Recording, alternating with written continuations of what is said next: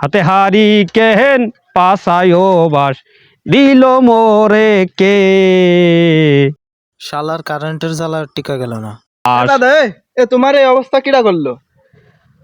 আমার এ অবস্থা করিছে এই যে এ। ও আচ্ছা, তাহলে তোমার এই অবস্থা করে দিছে। হ্যাঁ, এ আমারে হাতে হারিকেন ধরাই দিছে হ্যাঁ। আর আমার এখানে বাঁশ ঢোকাই দিছে।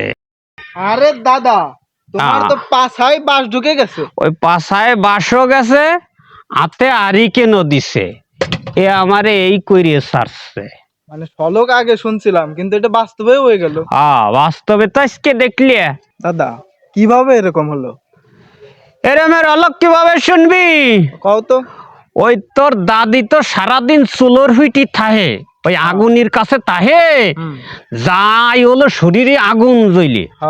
তা রাত্রি শুয়ে রইছি ওই ঘুমের ঘরে, আমার এই আতখানাবার তার গার উপর একটু পড়ে গেছে। গার তো যাতেই পারে, তাই সে আবার অন্যতা মনে হই রে, ওই রাগের চোটে এই কেনুতি দিয়ে দিছে এরকম গাই দিয়ার সাথেই রে দাদা আমার এই বুহি আইসে লাগে, বুহির আর ভেঙে গেছে।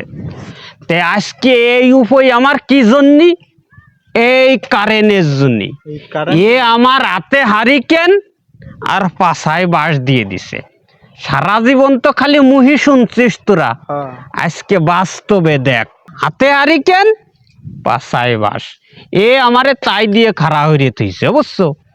এ তাছাড়ার উপায় নাই। এখন আমার বুহির খাসা মাছা ভেঙে গেছে। খাসা মাছা ভেঙে যাওয়া মানেই হাতে হারিকেন পাছায় বাঁশ।